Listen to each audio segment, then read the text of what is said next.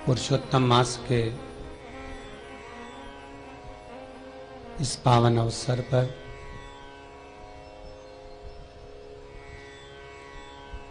श्री पुरुषोत्तम शिव महापुराण की कथा श्रवण करने का सौभाग्य अपन सभी को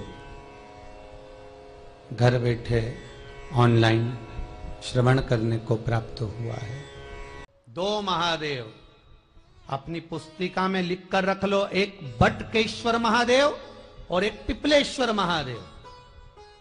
अदालत में कोई कार्रवाई चल रही है, अदालत में कोई केस चल रहा है, अदालत में कोई बात चल रही है, नहीं जीत मिल रही, नहीं विजय मिल रही, हार गए, पेशियां लगा लगा कर एक बार बड़ के पेड़ के नीचे बालू मिट्टी का शिवलिंग बनाकर उसकी पूजन करो। पूजन अर्चना कर कर दही 3 चम्मच नाम लेकर चढ़ाओ जिसके साथ केस चल रहा है, और 3 चम्मच दही चढ़ाकर उस दही को उठा लो और रुमाल पर उसके छापे लगा लो। सफेद रुमाल पर भगवान शंकर की पूजा अर्चना कर कर जल में विसर्जन कर दो बटकेश्वर महादेव का नाम लेकर, और उस रुमाल को घड़ी बनाकर रख लो। अगली पेशी जब हो उसको साथ लेकर जाओ, केस जल्दी निपटेगा, विजय प्राप्त होगी।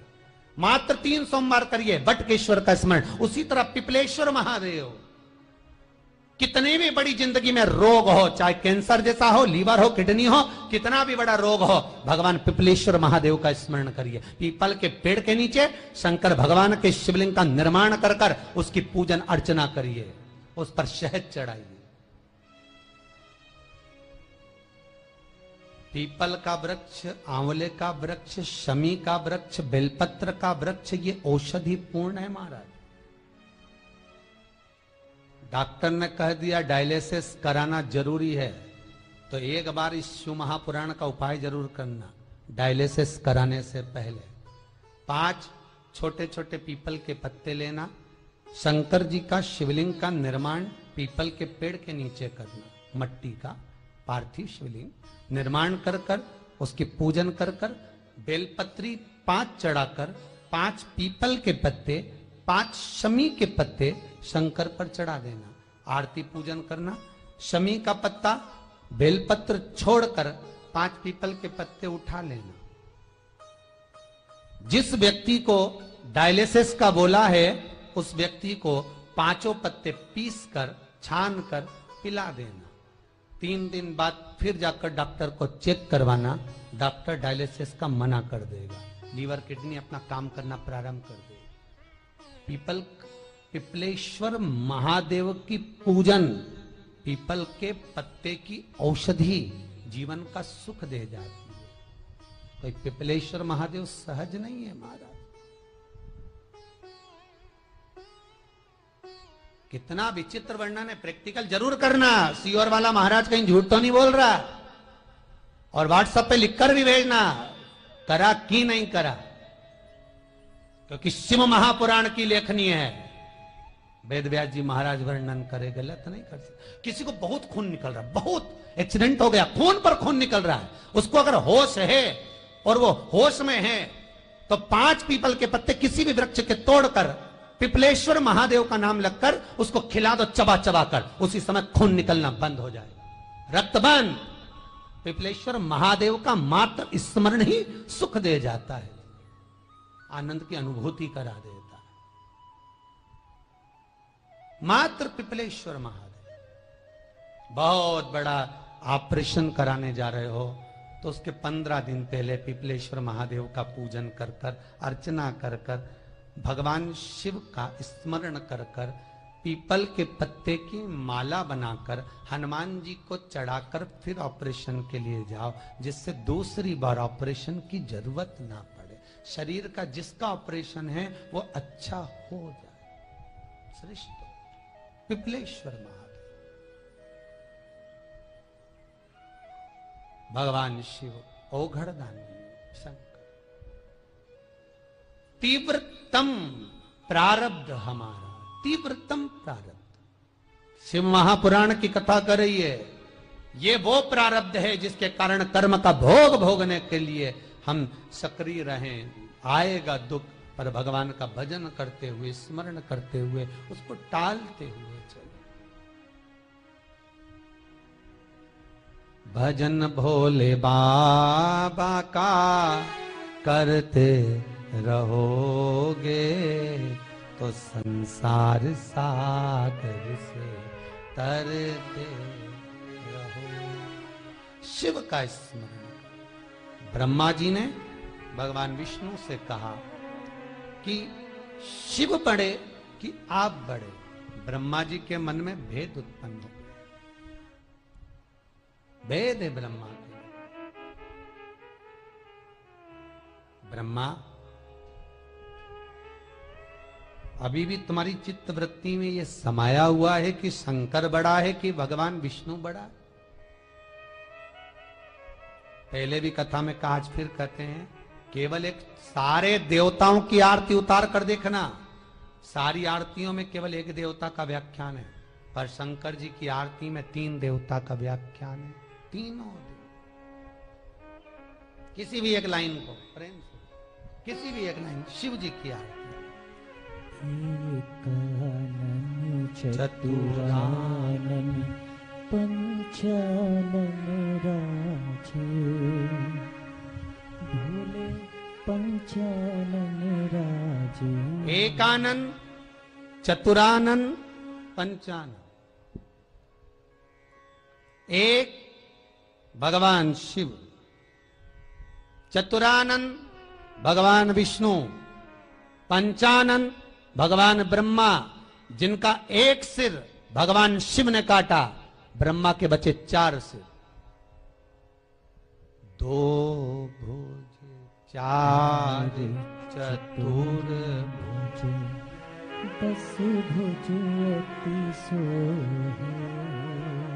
2 भुज 4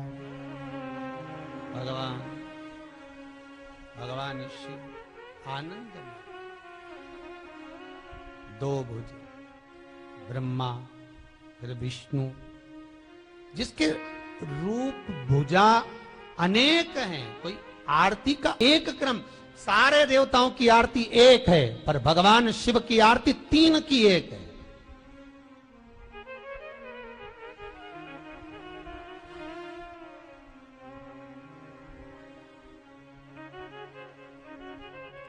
अक्षय माला, वनमाला, मुंड माला। अब 3 माला हो गई, फिर से बोलिए, अक्षय माला, वनमाला, मुंड माला, धारी। चंदन मृद मृद सोहे, भोले। शुभकारी। ब्रह्मा जी की माला, भगवान विष्णु की वनमाला, शिव जी की मुंड माला। 3 से। ब्रह्मा तो भी भेद करे, ब्रह्मा करे विष्णु बड़े कि शिव बड़े।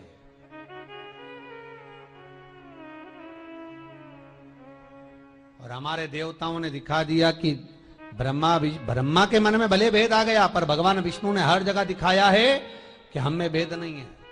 राम अवतार में मेरे राम जी महाराज शंकर भगवान की स्थापना कर कर लंका पर चढ़ाई करते हैं। क्यों? क्योंकि राम जी को यह मालूम है कि सामने लंका में जो है वो शिव का भगत है। अगर मैं शंकर का अनुमोदन कर कर नहीं जाऊंगा तो इस पर विजय प्राप्त नहीं कर सकता। शंकर के भगत को मारना सरल नहीं है। इसको मारना कोई सहज नहीं। मैं अनुमोदन कर कर जाऊं, मैं स्मरण कर कर जाऊं, मैं नाम जाप नाम कीर्तन कर कर जाऊं, मैं नाम स्मरण चित्त वृत्ति को धारण कर कर जाऊं, नाम चित्त वृत्ति को धारण कर कर जाऊंगा। और वो नाम चित्त वृत्ति भगवत भजन की, कीर्तन की, नाम स्मरण की। महाराज भगवान शिव का अनुमोदन, शिव कथा कह रहे हैं। ब्रह्मा के मन का भेद मिटाना है। भगवान ब्रह्मदेव से कहते हैं, ब्रह्मा क्या चाहते हो? ब्रह्मा जी कहते हैं, मैं जानना चाहता हूं कि आपके पिता कौन है। दोनों ने मिलकर, ब्रह्मा और विष्णु ने एक पर्वत का घर्षण किया, एक शिवलिंग प्रकट हो गया। एक शिवलिंग प्रकट हो गया।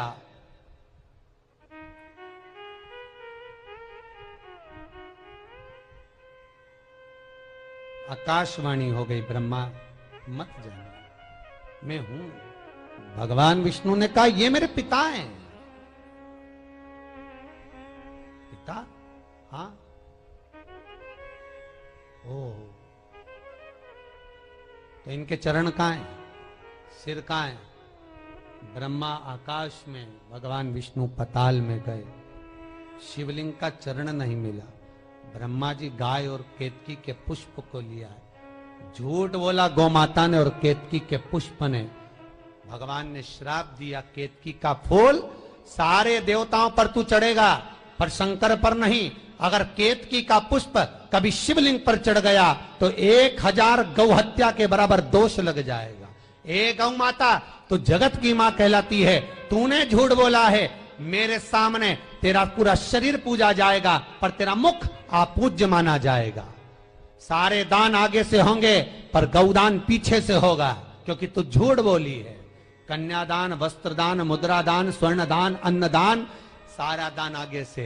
गौदान गाय की पूंछ पकड़कर किया जाता है, क्योंकि ये झूठ बोल दी है। शंकर को सत्य प्रिय है। सत्यम शिवम सुंदर। शंकर को असत्य प्रिय, इसलिए मरने वाले को ले जाते हैं तो बांध कर ले जाते, चिल्ला चिल्ला के ले जाते, राम नाम सत्य। और अभी तो वो भी बंद हो गया, कोरोना महामारी में वो भी बंद हो गया, राम नाम सत्य। ना तो बांधने का झंझट हुआ, ना उठाने का झंझट हुआ। अभी तो डायरेक्ट पैक करो, शमशान भेजो, आग लगाओ। अब तो जो इतना प्रेम रखते हैं उनको भी मुंडा देखने की। कई लोग तो अस्थियां लेने नहीं जा रहे, डॉक्टर से पूछ रहे लाए कि नहीं लाए। उसमें तो कोरोना नहीं है, अभी तो ये आफत पड़ी है।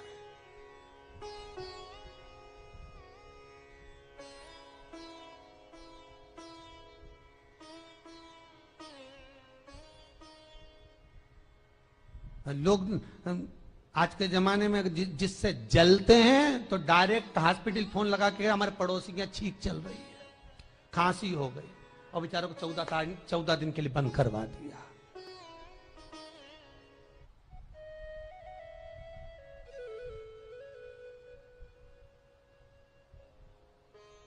महाराज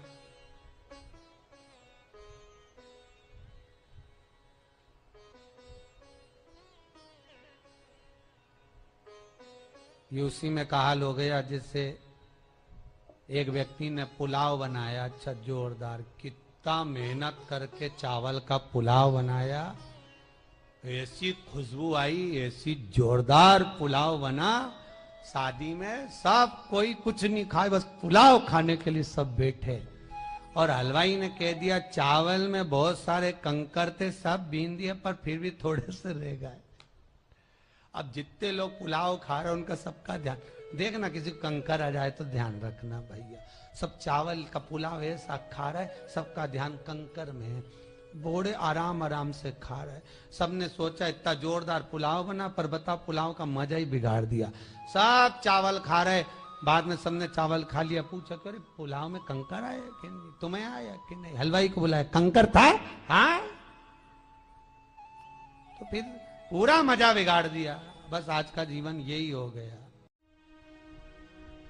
अपनी जिंदगी को मस्ती में जियो, अलमस्त होकर, रोकर नहीं, अलमस्त होकर। शिव कथा कह रहे, श्राप दे दिया भगवान ने। ब्रह्मा तो भी झूठ बोलते रहे।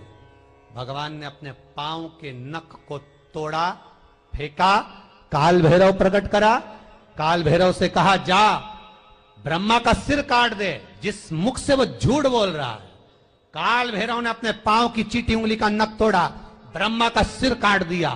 ब्रह्मा का सिर कटा हुआ सिर लुढ़कता लुढ़कता गया, झूठ बोलता हुआ गया। उससे एक नदी उत्पन्न हो गई जिसका नाम कर्मनाशा हो गया।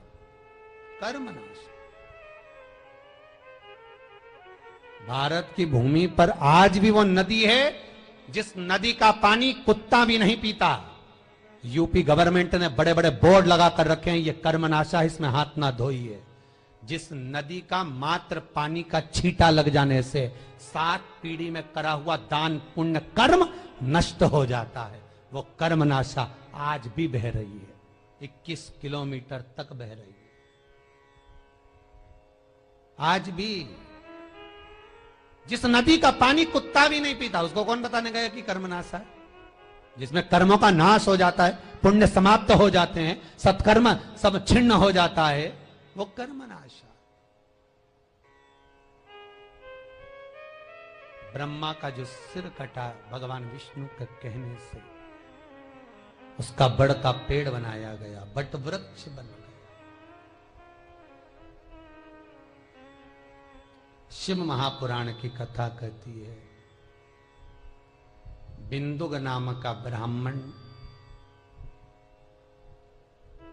गलत कर्म करता, चोरी आदि कर कर धन लेकर आता, घर में देता।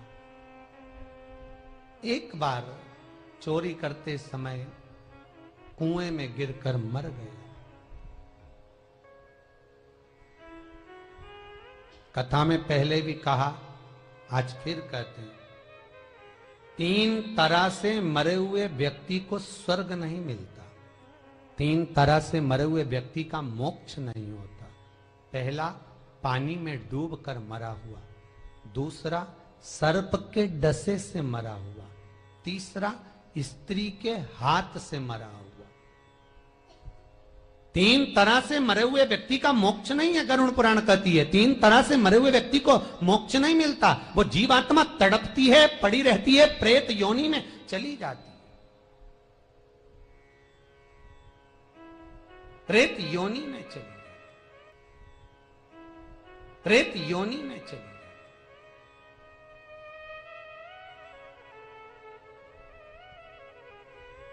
बिंदुक पानी में डूब कर मरा था, मोक्ष नहीं हुआ, प्रेत योनि मिल गई। चंचुला देवी को मालूम पड़ा मेरा पति मर गया है। चंचुला की आंख में जल भर गया, क्या करूं, नगर के लोग काशी जा रहे थे, चली गई काशी। शिव महापुराण की कथा में चित्त रम गया। एक क्षण की शिव महापुराण की कथा सुनी चंचुला देवी ने, और आखिरी में आप सुनेंगे कि जो चंचुला देवी का पति मर चुका था, प्राण छूट चुके थे, चंचुला बेधव्य हो चुकी थी, शिव महापुराण विराम होते समय चंचुला का अखंड सौभाग्य हो जाता है। शिव पुराण कुंवारी कन्या श्रवण करे तो उत्तम वर प्राप्त होता है। शिव महापुराण बेधव्य नारी, विधवा नारी श्रवण करे तो अगला जन्म बेधव्य होकर नहीं जाती, अखंड सौभाग्य लेकर जाती है। सुहागवती नारी शिव महापुराण की कथा श्रवण करती है तो वह अखंड सौभाग्य लेकर जाती है। कोई पुरुष शिव महापुराण की कथा श्रवण करता है, उत्तम फल को प्राप्त करता है। मनवांचित फल की कामना को देने वाली ये 24,000 श्लोक की 7 खंड 12 स्कंद की शिव महापुराण सुख देने वाली है। हमारा सहज नहीं है। और धन्य आप सब लोग जो ऑनलाइन श्रवण कर रहे हैं, धन्यता है आपकी। महाराज चंचुला देवी ने काशी में प्राणों को त्यागा। अभी मुक्त नगरी है काशी। पूरी भारत की भूमि पर एक ही नगरी काशी ऐसी है जहां मरने वाले का सीधा कान अपने आप टेढ़ा हो जाता है। अभी मुक्त नगरी। चंचुला के प्राण छूटे, पार्वती जी की सहेली बन गई। शिव महापुराण की कथा पति को पाने के लिए, मोक्ष के लिए कराई। तुमरुका जी ने श्रवण कराई। इसका यजमान कौन बने? क्योंकि चंचुला देवी तो वेधव्य है, यजमान कौन बने?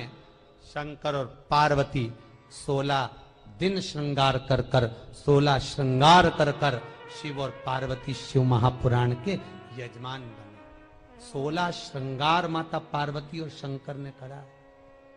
जितना तो भोलेनाथ अपनी शादी में तैयार नहीं होते, तो जोरदार तो उन्हें कथा के यजमान बने तैयार हुए। मुझे तो लग रहा है करेल जी, आप भी भाभी जी जितना शादी में नहीं तैयार हुई होगी उतना तो तुम शिव महापुराण के यजमान बने सो तैयार हुए हो। होना चाहिए। जितने दिन शंकर और पार्वती ने इस शिव महापुराण की कथा को श्रवण किया है, उतने दिन 16 श्रृंगार कर कर श्रवण किया है। आप भी ऐसे ही अखंड श्रृंगार से इस शिव महापुराण का अनुमोदन करें। फिर निवेदन करूंगा, अधिक मास में कथा सुन रहे हो, अश्विन शिव महापुराण की कथा जितनी देर श्रवण करो उतनी देर में आपकी जो कामना होगी बाबा भोलेनाथ आपकी वो कामना पूर्ण जरूर करेंगे। इतना विश्वास है मुझे मेरे शंकर पर, इतना विश्वास। आप लोगों ने कोई पुण्य तो बहुत बड़ा करा होगा, ये निश्चित है।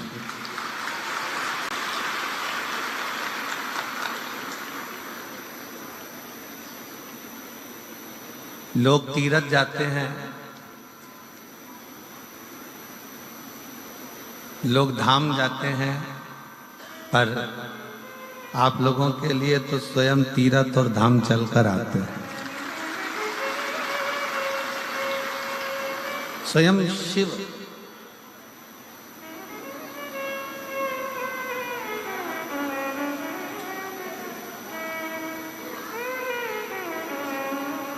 दुनिया की निगाह में लोग कहते हैं ये शिव महापुराण की कथा है।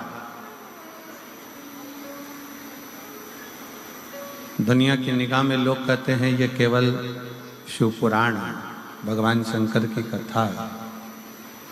पर यदि हम और आप इस कथा को अगर श्रवण करने के लिए बैठे हैं, शंकर भगवान की इस पवित्र कथा को अगर सुनने के लिए बैठे हैं, शिव कथा यदि आप और हम श्रवण कर रहे हैं, तो ये मानकर चले कि ये केवल एक पुराण नहीं है, केवल एक पुराण नहीं।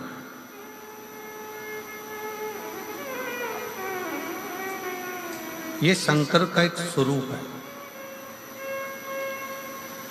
24,000 श्लोक जिस पुराण में है, तो ये मानकर चलना कि भगवान के 24 अवतार भी इसी के अंदर समाहित हैं और हर अवतार भगवान का कोई ना कोई सुख प्रदान कर रहा है।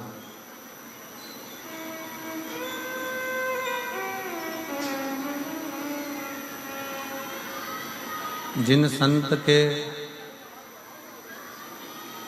दरवाजे पर, जिन संत की चौखट पर बैठकर,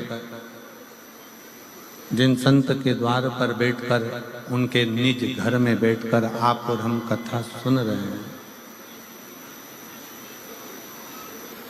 जिनके निज घर में बैठकर आप और हम कथा का रसतत्व ग्रहण कर रहे हैं, तो पहले तो ये विचार करो कि किसी के घर में और किसी के दिल में घुसना सबसे कठिन काम है।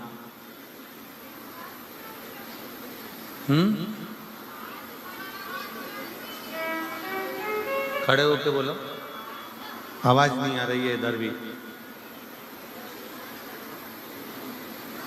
ये बक्से नहीं चल रहे हैं क्या?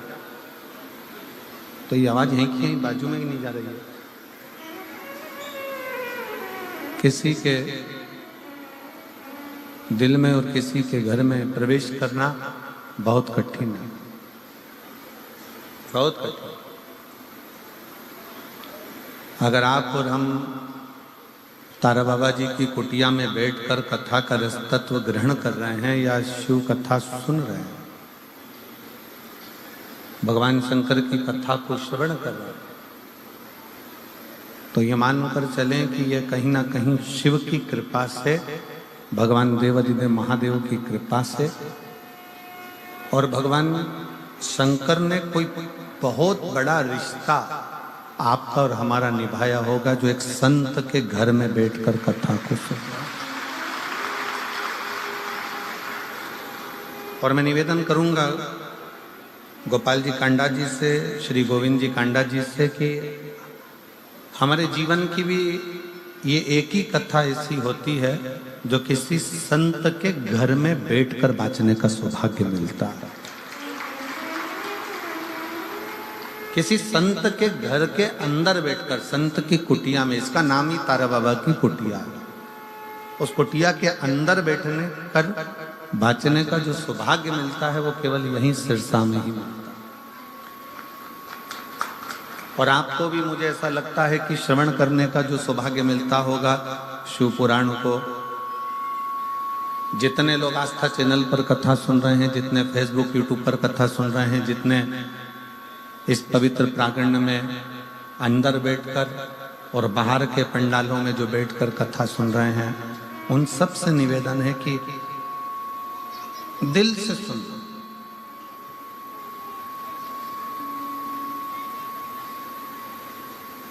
और बोले जितना बन सकता है उतना गुणगान शिव का करना।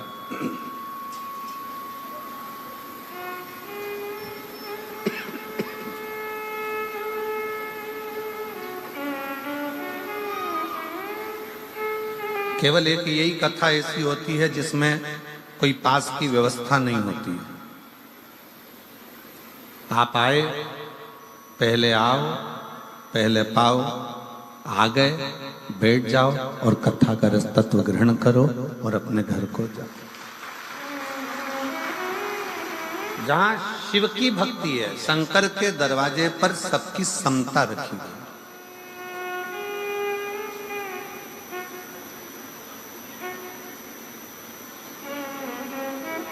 एक संत का दरवाजा, एक गुरु का दरवाजा, एक शिव का दरवाजा एक ऐसा होता है जहां पर कोई भेद उसकी साक्षी में नहीं होता।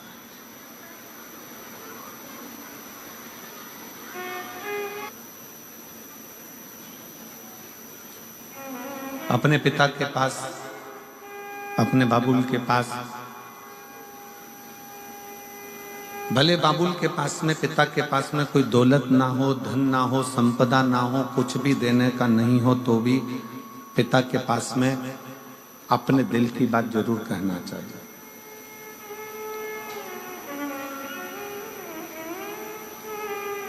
भगवान शंकर की कथा कहती है, भगवान शिव का शिव महापुराण कहता है कि स्वयं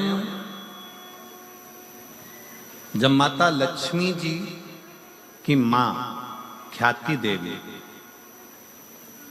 भगवान नारायण की सास,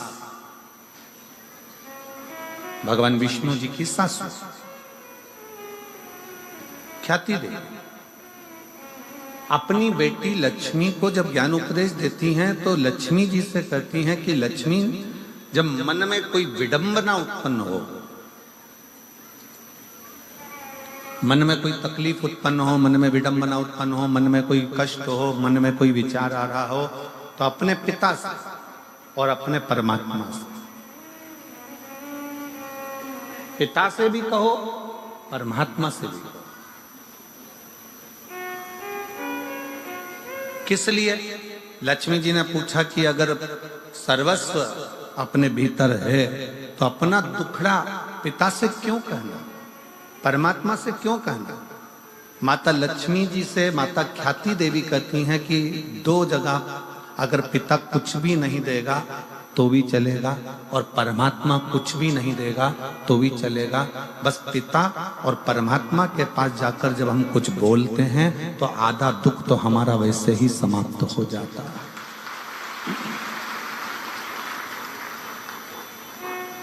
और मैंने तेरे ही भरोसे, जिसको आता है कथा सुनते रहते हो तो साथ में दोहराया करो, मैंने तेरे ही भरोसे हवा बिच उड़ती जवानी, बाबा डोर हथो छठी ना मैं कटी जावांगी, भोले मैं तेरी शंभो मैं तेरी हवा बिच उड़ती जावांगी, बाबा डोर हथो छठी ना में कटी जावांगे। एक पिता के पास में और एक परमात्मा के पास भले वो दें ना दें, पर अपने मन की बात जरूर कहो।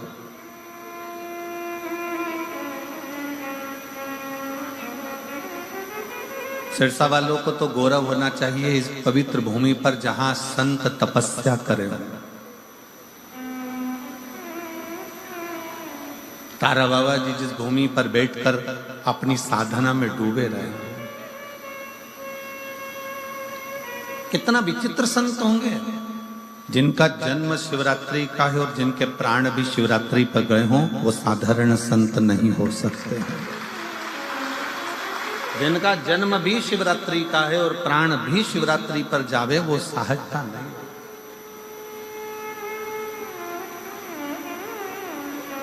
कितनी पवित्र भूमि होगी सिरसा की।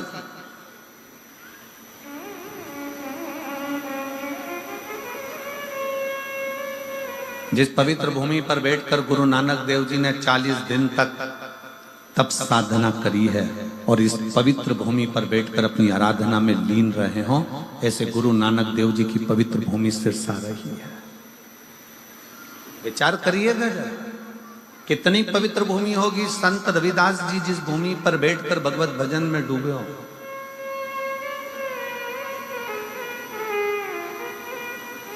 जो जाति में बांटते हैं ना, जो कहते हैं ये ब्राह्मण है, ये क्षत्रिय है, ये वैश्य है, ये शूद्र है, जो जाति में बांट देते हैं, उनको एक बार सिरसा में आकर देखना चाहिए। ये वो पवित्र भूमि है जहां पर केवल मनुष्य देखा जाता है। यहाँ जाति में नहीं बांटा जाता, यहाँ संप्रदायों में नहीं बांटा जाता, यहाँ एकता देखी जाती।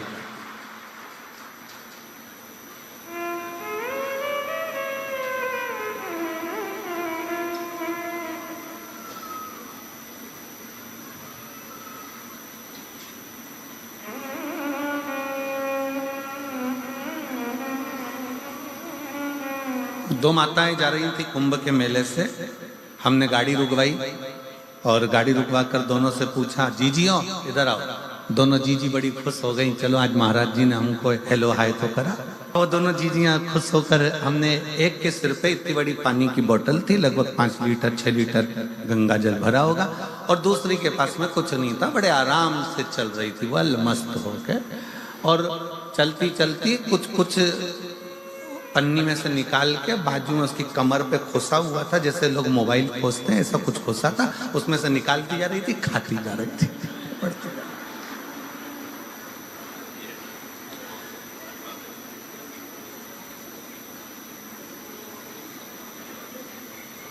उसमें से एक बड़ी, जैसे उसने हमने रोका, उसको बड़ी खुश होकर नाचने लगी। श्री शिवाय नमस्ते। हमने कहा क्या खा रही हो जीजी? तो कहे हम कुछ भी खा रहे हो, पर तुम हमारे प्राण मत खाओ। पहले ये बताओ कि गुरुजी की कथा कहाँ चल रही है? तो हमने कहा तुम कथा सुनने नहीं आई थी क्या प्रयाग में? तो कहे नहीं गुरुजी, हम तो ढूंढ ढूंढ के थक गए, जब आखिरी सिरा हो गया, सब तो ढूंढ ढूंढ के थक गए, आपकी कथा नहीं मिली, तो फिर एक जगह पे भंडारा खाया, गंगा नहाए, अब जाने का समय आ गया, पर अब तुम्हारे दर्शन हो गए। ये बताओ गुरुजी की कथा कहाँ चल रही है? अब हमने कहा तो कथा का आखिरी दिवस है, अब तो कल सिरसा में चालू होगी। अब कथा का आखिरी दिवस है, कल सिरसा में चालू होगी। हम नहीं बोले, उससे पहले जो पास में गंगा जल लेके चल रही थी ना सिर पे, वो चिल्ला के बोली, वो तारा बाबा की कुटिया में। हमने कहा हाँ।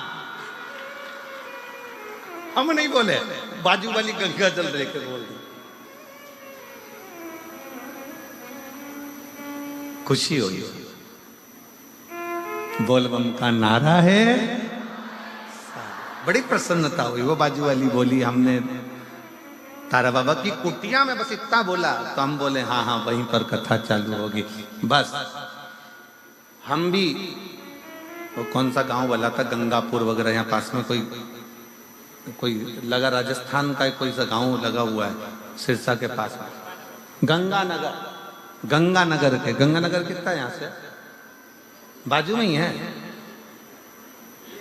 150 किलोमीटर। हाँ, तो वो कभी भी कूद के आ सकते हैं, पक्का। हम गंगानगर के आसपास के, बड़ी प्रसन्नता हुई कि कितनी प्रसन्नता लोगों के हृदय में है शिव तत्व।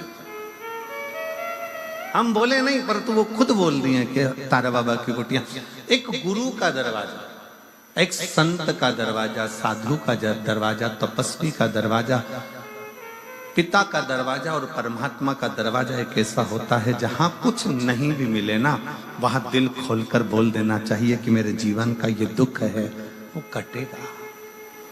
पिता के पास दौलत नहीं है, पिता के पास धन नहीं है, पिता के पास वैभव नहीं है, पिता के पास तुम्हारे पास देने के लिए कुछ भी नहीं है। संत के पास खुद फटा हुआ कपड़ा हो, तन पर एक पिछोड़ा डाल कर जो बैठा हुआ हो, टाट पर बैठता हो, जिसके पास पानी पीने के लिए भी पूर्ण पात्र ना हो, बिछा हुआ एक छोटा सा एक टाट का कपड़ा, तन पर एक फटा सा कपड़ा, अंगोछा तन पर बंधा हुआ संत अगर बैठे हुए हों और वो संत बैठा हुआ है और कहीं किसी रूप में किसी आनंद के साथ तुम अपने पिता के पास भी कुछ ना हो और संत के पास भी कुछ ना हो तो भी अपने दिल की बात जरूर कहना चाहिए। संत परमात्मा पिता कब कृपा की दृष्टि कर देते हैं ये पता नहीं चल पाता और हमारा कल्याण कर देते हैं, पता नहीं चलता। और शंभु शरणे पड़ी मांगू घड़ी रे घड़ी, दुख काटो दया करीन दर्शन। शंभु शरणे पड़ी मांगू घड़ी रे घड़ी, दुख काटो दया करीन दर्शन। पिता से भी कहो, परमात्मा से भी कहो, दोनों से। तेरे मंदिर में आना मेरा काम है और मेरी बिगड़ी बनाना तेरा। आप जाओ, कहो।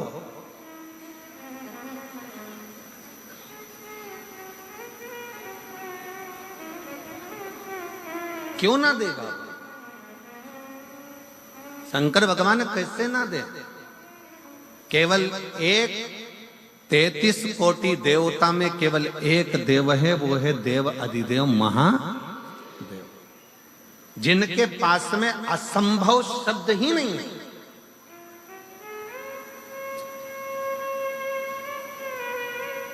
असंभव शब्द तो उनके पास है ही नहीं। एक ही शब्द है उनके पास, संभव,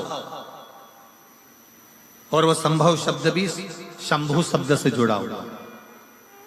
वो असंभवता का शब्द तो लेकर ही नहीं गए।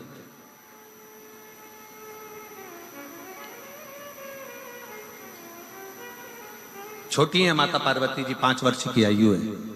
माँ जगज्जननी जगदम्बा दुर्गा की 5 वर्ष की आयु में माता पार्वती जी अपने पिता के साथ में बगीचे में भ्रमण कर रही थी। बगीचे में भ्रमण कर रही हैं और इतना बोल रही हैं, इतना बोल रही हैं, एक बेटा और एक बेटी, दोनों में जमीन और आसमान का अंतर होता है।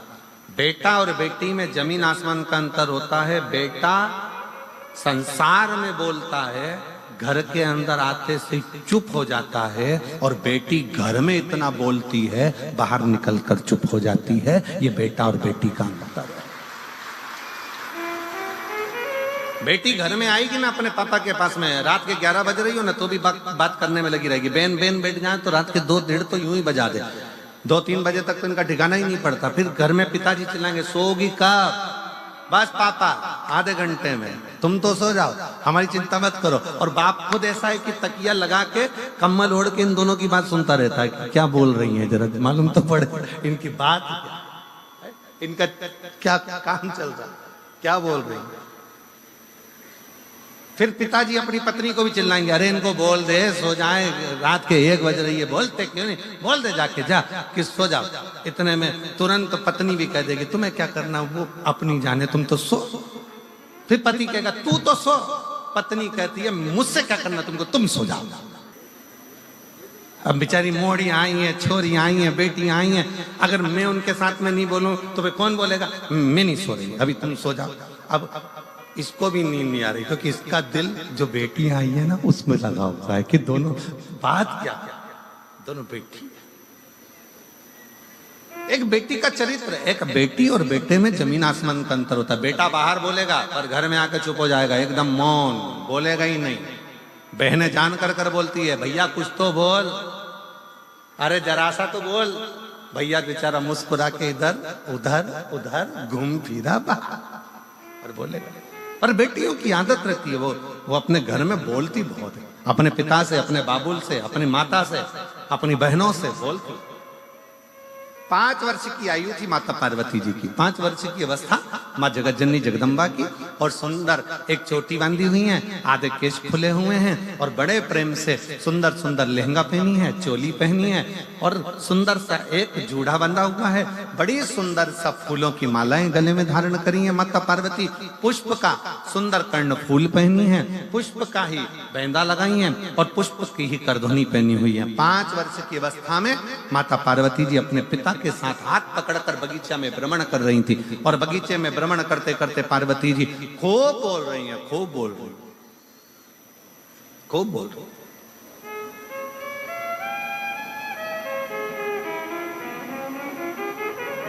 और माता पार्वती जी जब बगीचे में भ्रमण करती बोली, खूब आनंद के साथ जब बोलती रही, खूब खूब बोली, तब माता पार्वती जी 2 प्रश्न कर दिए अपने पिता से। पिताजी,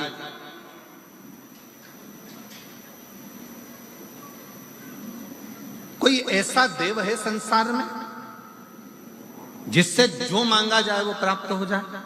स्वयं माता पार्वती जी करे, स्वयं मां जगत जननी जगदम्बा अम्बा करे, स्वयं माता पार्वती जी करे।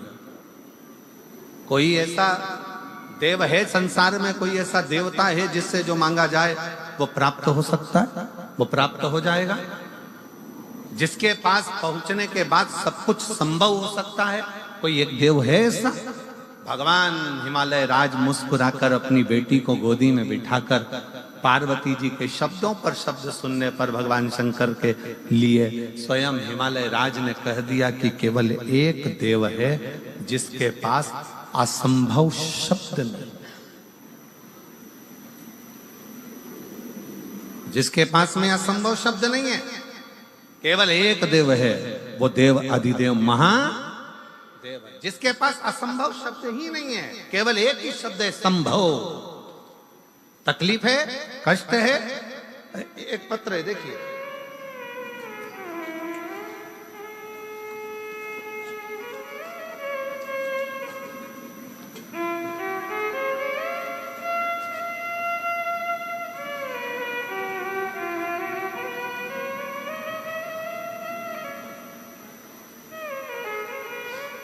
मेरा नाम प्रवीण कुमार है, मैं गांव कालू आना,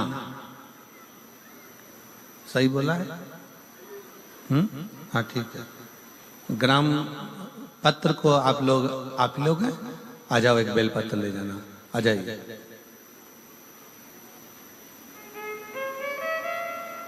इनके निकलने का रास्ता तो बना हुआ है ना सबके? मेरा नाम, पत्र को आप लोग एलईडी पर पढ़ सकते हैं। मेरा नाम प्रवीण कुमार है, आस्था पर दिख रहा है पत्र है? मेरा नाम प्रवीण कुमार है, मैं गांव कालूआना, जिला सिरसा का निवासी हूं। गुरुजी, मेरा सिलेक्शन टीजीटी इंग्लिश के पद पर साल 2019 में हुआ था, परंतु मेरा ज्वाइनिंग लेटर नहीं दिया गया। 19 में हमने बहुत प्रयास करा पर ज्वाइनिंग लेटर नहीं दिया। 20 में प्रयास करा, नहीं दिया। हमने 2021 में आपकी पहली कथा सुनना टीवी पर चालू करी और कथा को श्रवण किया। गुरुदेव,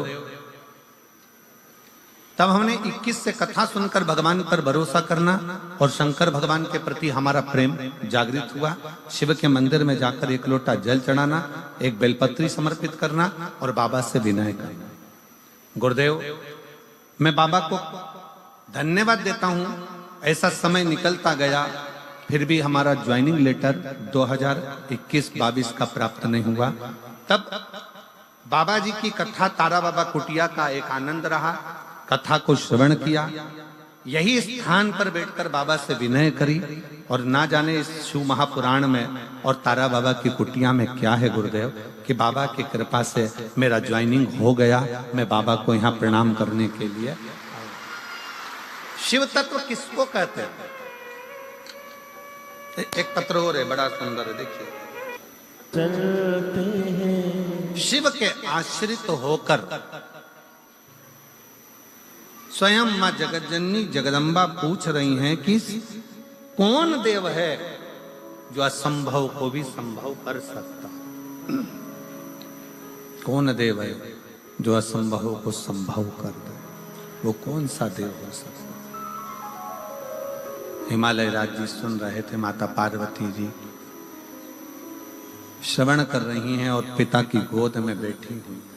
पिता की,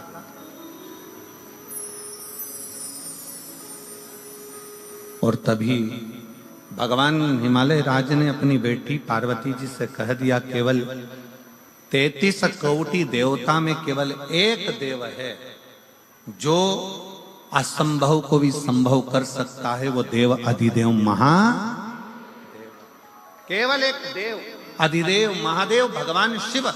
जब हम एक लोटा जल चढ़ाने के लिए शंकर के मंदिर में प्रतिदिन जाते हैं, जब हम एक लोटा जल समर्पित करने के लिए शिवालय में शंकर भगवान के नजदीक में पहुंचते हैं, जब हम एक लोटा जल लेकर शंकर के करीब में जाते हैं, तो ये मानकर चलना कि कहीं ना कहीं भगवान शंकर की करुणा ऐसी होती है कि हमारे कार्य अपने आप सफलता की ओर बढ़ते चले जाते। शिव तत्व की प्राप्ति। पर शिव महापुराण में 2 चीजों का स्मरण कराया गया। एक है पहले नंबर पर आपका भरोसा, आपका विश्वास। आपका विश्वास कितना है शिव के प्रति, शंकर भगवान के प्रति आपका भरोसा कितना, शंकर के प्रति आपकी दृढ़ता कितनी, शिव जी के प्रति आपका समर्पण कितना, शंकर भगवान के प्रति आपका भाव कितना।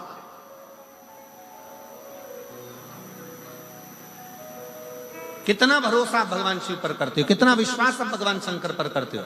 अगर आप हृदय से कथा श्रवण करने के लिए बैठे हो, 7 दिन का अगर आप नियम लेकर बैठे हो कि मैं तारा बाबा की कुटिया में 7 दिन शिव महापुराण की कथा सुनूंगी, मैं आई हूं बाबा के दरवाजे पर कथा श्रवण करने के लिए, और नियम लेकर समय पर कथा सुनना, आरती के बाद प्रणाम कर कर उठकर जाना, अगर आपने पूरा 7 दिन का नियम लिया है, तो कहीं ना कहीं मेरा बाबा भी नियम रखकर तुम्हारी झोली भर ही देता है, खाली नहीं। जैसे इस बेटी ने कहा कि भाई की तो नौकरी लगी, मेरी भी लगी, और बाबा की कृपा से मुझे पुत्र भी हुआ। ये कहीं शिव की कृपा होती है, कहीं शंकर की करुणा, ये शंकर की उदारता, ये शंकर की दया।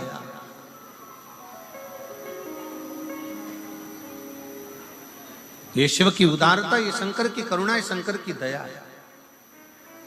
आप विश्वास कितना करते हो शंकर भगवान के प्रति? स्वयं मां जगतजननी जगदम्बा पार्वती जी 5 वर्ष की अवस्था धारण कर जब हिमालय राज जी के हाथ पकड़कर भगवान हिमालय राज के साथ में निकल कर जा रही हैं, और बगीचे में घूमती घूमती बोलते बोलते अपने पिता के पास में आकर कहती हैं कि वो कौन देव है जो असंभव को संभव कर दे। तब हिमालय राज अपनी वाणी में कह दिया कि वो केवल एक है, वो देव अधिदेव महादेव, जो असंभव को भी संभव कर सकता।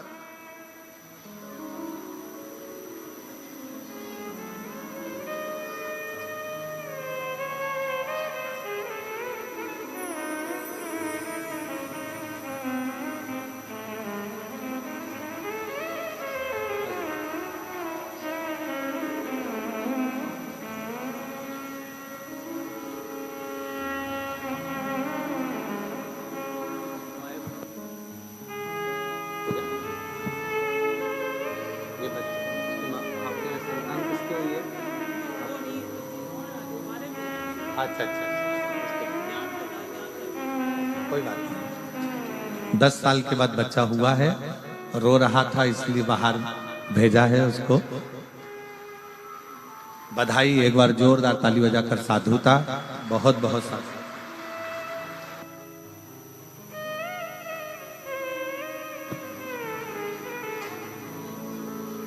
शिव कथा कर रही है, भगवान शंकर का संवाद कर रहा है, शिव महापुराण की कथा कर रहा है, भगवान शंकर की कथा कर रहा है। दूसरा प्रश्न माता पार्वती जी ने अपने पिता से फिर कर दिया। छोटे हैं, बचपन में बेटियों की फिर वही बात आ गई कि एक बेटी अपने पिता के सम्मुख में जितना बोलती है, अपने पिता के सामने जो कह देती है वो कह देती है। दूसरा प्रश्न फिर सामने अड़ गया और कहा, पिताजी बेटी का जन्म क्यों होता है? बेटी का जन्म होता क्या, किस लिए जन्म लेती है बेटी, क्यों जन्म लेती है बेटी? घर में एक लड़की का जन्म होना, एक बेटी का जन्म किस लिए, क्यों, किस लिए? फिर पिताजी ने कहा, हिमालय राज अपनी बेटी को लाड़ लड़ाते हुए, हृदय लगाते हुए, गोदी में बिठाते हुए कहते हैं कि बेटी केवल एक स्त्री, केवल एक स्त्री ही होती है जो इस संपूर्ण जगत के पालनकर्ता को जन्म भी दे देती है।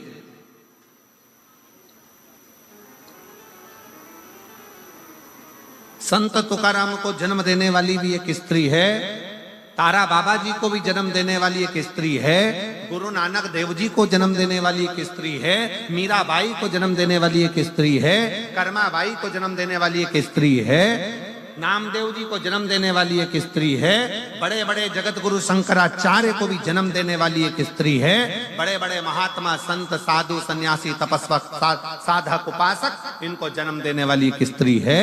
और राष्ट्र में, संसार में चाहे कोई कितना भी महान क्यों ना हो, उसको जन्म देने वाली भी एक स्त्री है।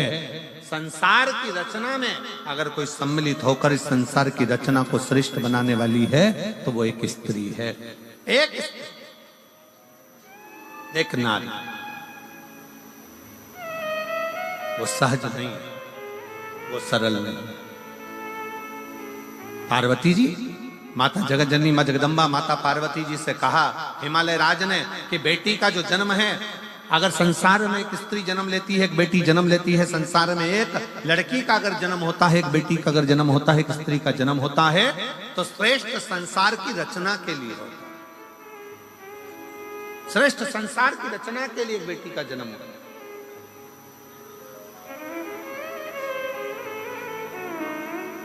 फिर अगला प्रश्न किया और बड़े सावधानी से यह अगला जो प्रश्न है, यह बड़ा विशेष प्रश्न मां जगत जननी जगदम्बा माता पार्वती जी अपने पिता से कर रही हैं कि हे पिता, मान लो अगर पूरा संसार कहीं सुख ना दे, पूरा संसार कोई सुख प्रदान ना करे, उस समय मुझे क्या करना चाहिए? तब 5 वर्ष की बेटी को, 5 वर्ष की कन्या को हिमालय राज कहते हैं, पार्वती उस समय पर केवल एक शिव का स्मरण करना चाहिए। शंकर का करा गया स्मरण कभी खाली नहीं जाता, शंकर का करा गया स्मरण कुछ ना कुछ देकर ही जाता है, कुछ ना कुछ प्रदान करता ही है। शिव का स्मरण, शंकर का स्मरण। और शंभु शरणे पड़ी, मांगू घड़ी रे घड़ी, दुख काटो दया करी न दर्शन आपो।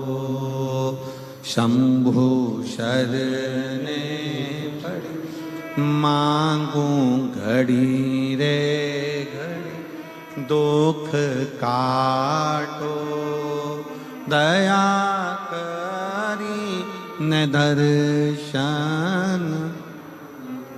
आप शिव के आश्रित होकर भगवान शंकर की शरणागति ग्रहण कर भगवान शंकर के चरणों में पहुंचकर भगवान शिव से जब अपने लगन की बात, अपने हृदय की बात, अपने स्मरण की बात, अपने मन की बात कहते हो, शिव उसको स्वीकार कर ले, शंकर उसको स्वीकार कर ले। अच्छा, दो पानी होते हैं, जरा ध्यान दीजिएगा, जरा स्मरण करिएगा। दो तरह का पानी होता है, एक तालाब में भरा हुआ होता है, ठहरा हुआ होता है। तालाब में भरा हुआ पानी है, सरोवर में भरा हुआ पानी है, कुंड में भरा हुआ पानी है, खड्डे में भरा हुआ पानी है, कुएं के अंदर भरा हुआ पानी है।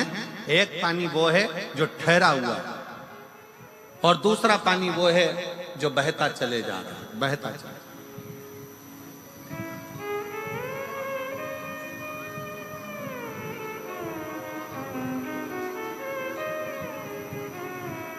एक पानी वो है जो ठहरा हुआ है, रखा हुआ है, भरा हुआ है, और दूसरा पानी वो है जो बहता चले जा रहा है, बहता चले जा रहा है।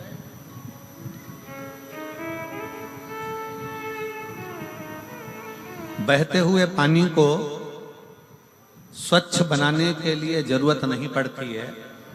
वो पानी तो बह रहा है, चल रहा है, परंतु जो ठहरा हुआ पानी है ना, उसको स्वच्छ बनाने के लिए थोड़ा ना थोड़ा कुछ ना कुछ उसमें डालना पड़ता है।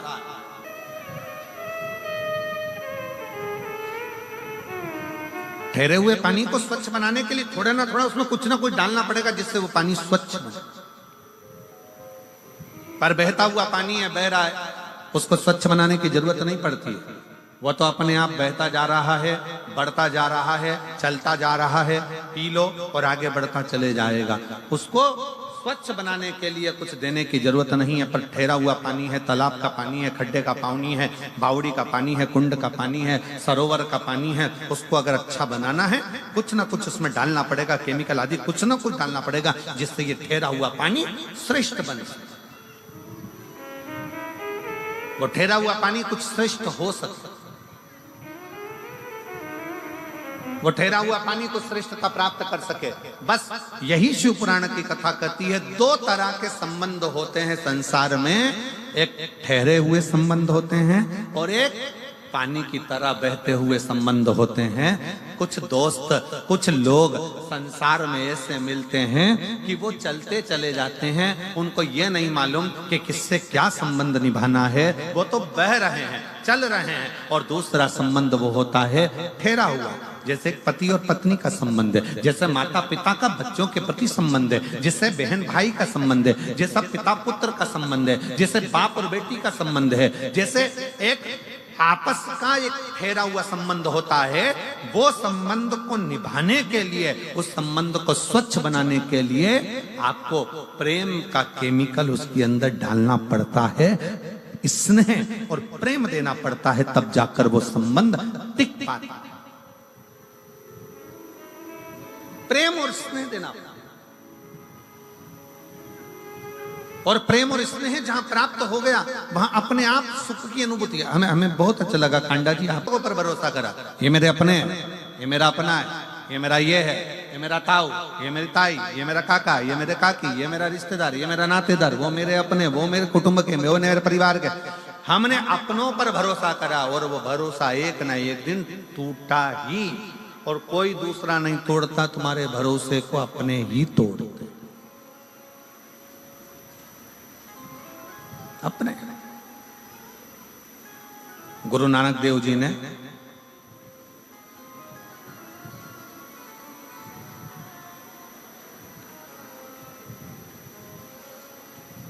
एक बार गुरु नानक देव जी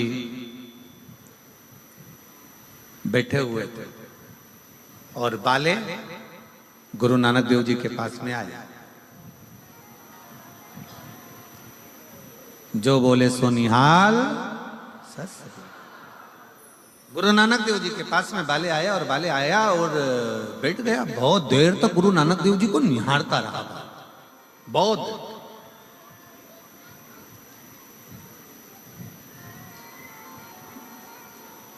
थोड़ी देर बाद क्या हुआ कि दो पति पत्नी झगड़ा करते आए, ये तेरा, वो तेरा, वो तेरा, वो तेरा, वो तेरा, वो तेरा, वो तेरा, वो तेरा करते करते, और गुरु नानक देव जी के पास आकर बाले बैठा और गुरु नानक देव जी का चेहरा देखा और बड़े प्रसन्नता में देख रहा गुरु नानक देव जी को, बड़े प्रसन्न। अब वो दो पति पत्नी का जोड़ा आया, वो तेरा तेरा तेरा तेरा करते करते ये तेरा ये तेरा ये तेरा ये तेरा ये मेरा ये तेरा तेरा करते करते और वो पहुंचा।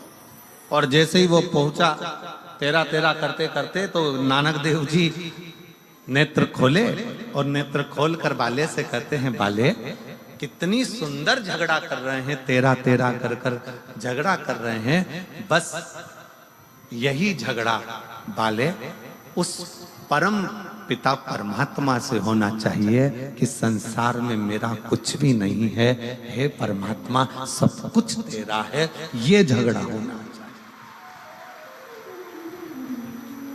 झगड़ा ऐसा हो कि जो परमात्मा से हमको जोड़ दे, झगड़ा ऐसा हो जो परमात्मा के करीब में लेकर चले जाए, झगड़ा ऐसा हो जो परमात्मा के नजदीक लेकर चले जाए, झगड़ा ऐसा हो जो परमात्मा के करीब में लेकर चले जाए, तो मानो कि झगड़ा हुआ। संसार के झगड़े, फिर निवेदन है, संसार के लोगों पर भरोसा करा टूटता है, पर शिव पर करा गया भरोसा कभी नहीं टूटता, कभी भरोसा। एक पत्र है, उस पत्र में मेरा नाम मुस्कान है, मैं हिसार की निवासी हूँ, मेरा मोबाइल नंबर ये है। कहीं बैठी है मुस्कान बेटी? अगर कहीं बैठी हो तो हाथ हिला सकती है। मेरा नाम मुस्कान है, मैं हिसार की निवासी हूँ, मेरा मोबाइल नंबर ये है। कहीं बैठी हो तो हाथ हिला सकती है। आई है? बाहर बैठी हो सकता है, जहां कहीं भी बैठी हो, अगर बाहर भी बैठी हो। अच्छा इधर ही है क्या? आ जाओ बेटा, एक बेलपत्र बना। मेरा नाम मुस्कान है, मैं हिसार की निवासी हूँ, मेरा मोबाइल नंबर यह है। एक लोटे जल का बाबा की चौखट का मैं क्या वर्णन करूं। गुरुदेव, मुझे मेरे नीट पीजी की परीक्षा की तैयारी कर रही थी। मैं बचपन से कभी पर बाबा के दरवाजे पर नहीं गई, कभी मैंने प्रणाम नहीं किया। पर पहली बार 2023 से मैं, क्योंकि पढ़ाई में लगी रहती, शिव का स्मरण नहीं कर पाती, पर 2023 में मैंने एग्जाम दिया, लेकिन मेरा नहीं हुआ। आखिरी में मेरे परिवार के लोगों ने, मेरी माँ रोज शंकर जी से प्रार्थना करती, आपकी कथा सुनती, तो मेरी माँ ने मुझसे कहा कि तू भी शिवालय जाया कर, एक लोटा जल चढ़ाया कर। वो सियोर वाला महाराज कहता है कि मेहनत को 4 गुना करो, अपने परिश्रम को बढ़ाओ, और जिस दिन तुमने रात दिन एक कर लिया, रात दिन पढ़ाई में लगा दिया और पूरी मेहनत यदि आपने करी है, तो वो सियोर वाला महाराज कहता है कि आपका रिजल्ट अच्छा जरूर आएगा। तो मैंने अपनी माँ के कहने पर अपनी पढ़ाई को 4 गुना बढ़ा दिया और शंकर के मंदिर में जाकर एक लोटा जल चढ़ाना, झाड़ू पोछा करना, भगवान शिव से प्रार्थना करना। आज मैं बाबा को धन्यवाद देने के लिए आई हूँ कि मेरा नीट में सिलेक्शन हो गया और मेरा MD जनरल मेडिसिन में सिलेक्शन होकर आज बाबा की कृपा से मुझे गवर्नमेंट कॉलेज भी मिल गया। मैं शिव को नमन करने के लिए आई हूँ। ये शिव तत्व है, आपका विश्वास। अजब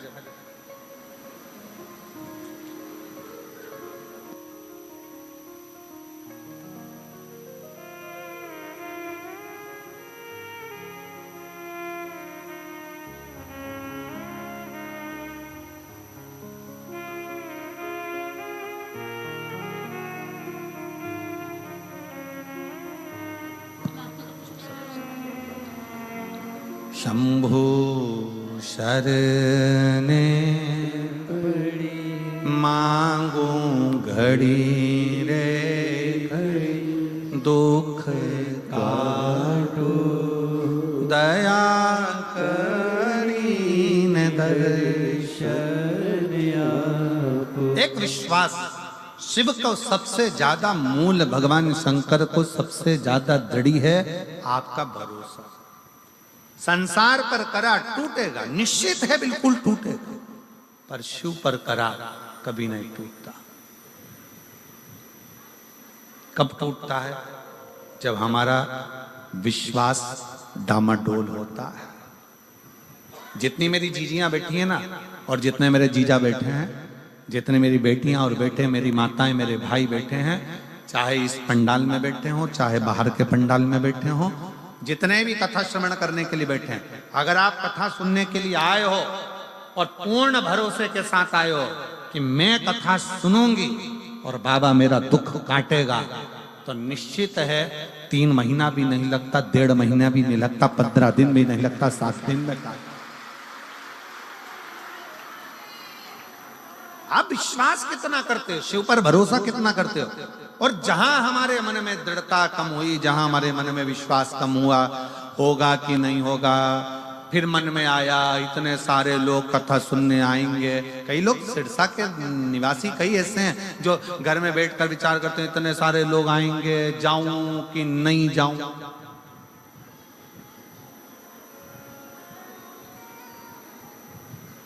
इतने सारी भीड़ होगी, जाऊं कि नहीं जाऊं। तो फिर एक बात ये भी कह देना, बैकुंठ में भी तो इतनी भीड़ होगी, वहां जाके क्या करूंगी?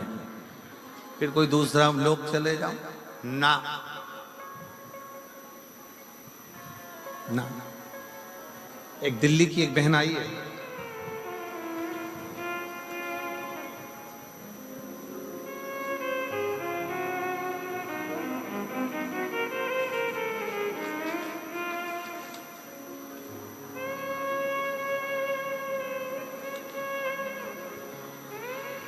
किरण गोयल।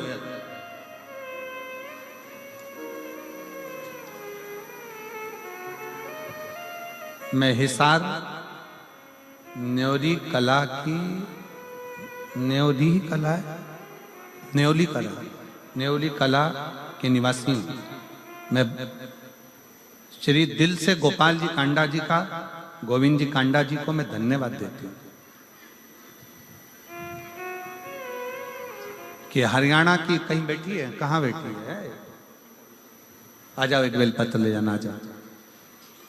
मैं दिल से श्री गोपाल कांडा जी को, श्री गोविंद जी कांडा जी को धन्यवाद देती हूँ।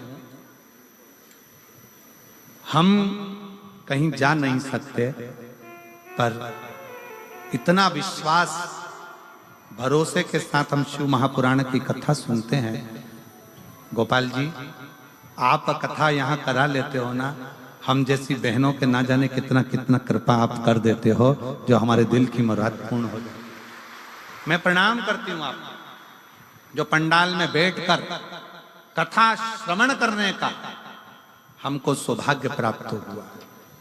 हम कहीं जा नहीं सकते, शिव के आश्रित होकर। और मैं गोपाल जी, गोविंद जी, आपको कहूंगा इस चीज के लिए, भले ये व्यासपीठ आपकी तारा बाबा की कुटिया में बहुत कथा होती है, और बहुत विद्वान बहुत बड़े बड़े संत साधु गुरुजन, बहुत बड़े बड़े संगीतकार और बहुत बड़े बड़े सेलिब्रिटी यहाँ आते होंगे।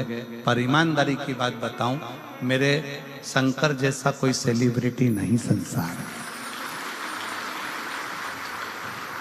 मेरे शिव जैसा नहीं संसार में।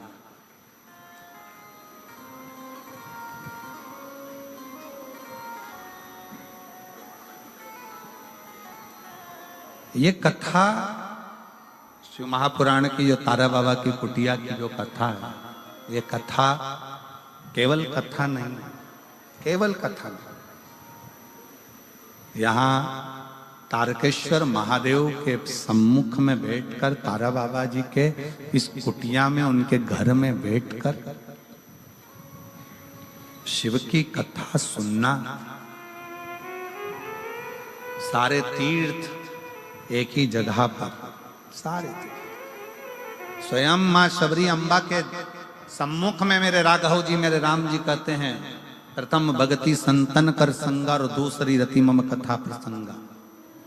संतों का सानिध्य, तारा बाबा का सानिध्य और कथा का प्रसंग और शिव महापुराण की कथा, ये तीनों का जो संगम होता है, ऐसा लगता है कि स्वयं प्रयाग चलकर यहीं पर आ गया। स्वयं मैं कहूंगा सिरसा वासियों से, सिरसा के आसपास में रहने वालों से, दिल से सुनो और दिल से प्रार्थना करो। कब क्या देगा, कैसे, ये हम इतने पत्रों नहीं पढ़ पाते, बहुत कम, ये थोड़े बहुत पत्र हम भी निगाह से देखकर रखते जाते हैं। इतने पत्रों को पढ़ना, ये तो पहले दिवस है। कितना कितना देता है बाबा, ये उसके ऊपर निर्भर कर। और कई माताएं अपने अपने छोटे छोटे बच्चों को लेकर आई हैं जिन्होंने पत्र लिखा 5 साल में, 8 साल में, 14 साल में, 11 साल में, 15 साल में, 20 साल में। इन पत्रों में ढेर लगा हुआ है।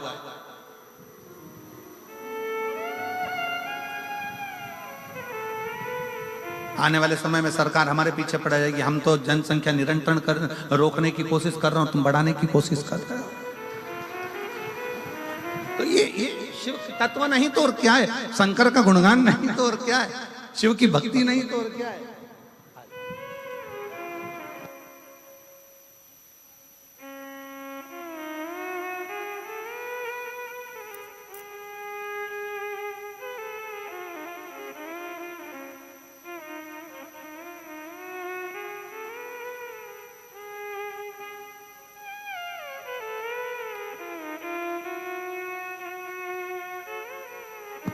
हम तो बाबा के भरोसे चलते हैं, हम तो बाबा के भरोसे चलते हैं। ये दुनिया वाले जलते हैं, ये दुनिया वाले जलते हैं, डमरू वाले के भरोसे चलते हैं, तारा बाबा के भरोसे चलते हैं। उसके समर्पित होकर, विश्वास रखकर, विश्वास।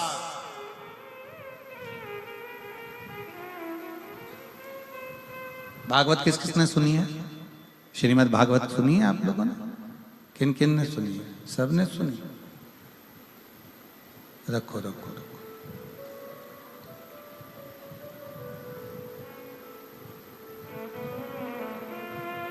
भागवत में एक प्रसंग आता है,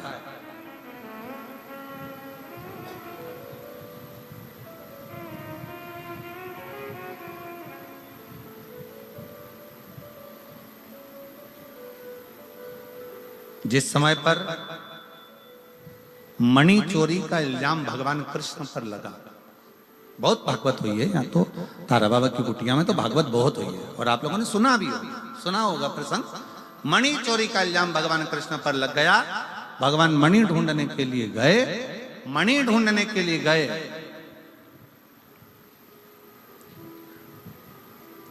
तो एक भालू का पुत्र, जामवंत का पुत्र उस मणि से खेल रहा।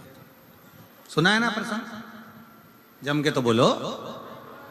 आजकल सिरसा वालों ने बोलना बंद कर दिया है क्या?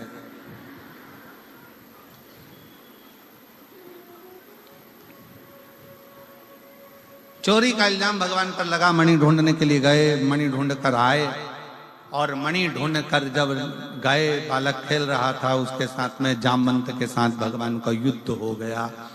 और युद्ध हुआ तो भगवान जामवंत ने भगवान द्वारकानाथ के सम्मुख में अपना हाथ जोड़कर प्रार्थना कर कर कहा, प्रभु मैं आपको पहचान गया और मेरा निवेदन स्वीकार करो, मेरी बेटी का विवाह मैं आपके साथ करना चाहता हूं। भगवान स्वयं चिंता में पड़ गए, चिंता में। भगवान ने पूछा कि तुम अपनी बेटी का विवाह मेरे साथ करना चाहते हो? हाँ। भगवान ने पूछा तुम कौन है, मालूम है तुमको? जामवंत कहते हैं हाँ मैं जामवंत। जामवंत का फोटो किस किसने देखा है? राम कथा में जामवंत को देखा है तुम लोगों ने? अरे जम के तो बोलो जरा। ठीक है। अरे जैसा था नहीं, भालू जैसा था। देखा है कि नहीं देखा? जम के बोलो। बकरा बकरी का छोरा छोरी बकरा बकरी जैसी होता है, बंदर का छोरा छोरी बंदर जैसा ही होता है। बोलो, बोलते जाओ जरा, हाँ है कि नहीं? ऊंट का छोरा छोरी ऊंटना ऊंटनी जैसा ही होता है। बोलो सही है कि गलत है? भेड़ का छोरा छोरी भेड़ जैसा ही होता है। मछली का छोरा छोरी मछली जैसा। मगरमच्छ का छोरा छोरी मगरमच्छ जैसा। शेर का छोरा छोरी शेर जैसा। तो भालू का छोरा छोरी भालू जैसा।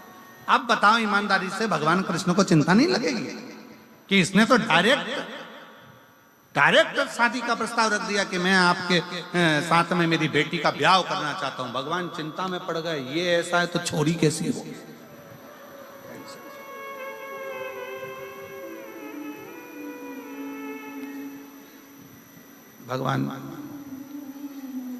भगवान बोले मैं 24 घंटे दो, पहले मैं सोचूंगा फिर ब्याह करूंगा। बस तो फिर मैं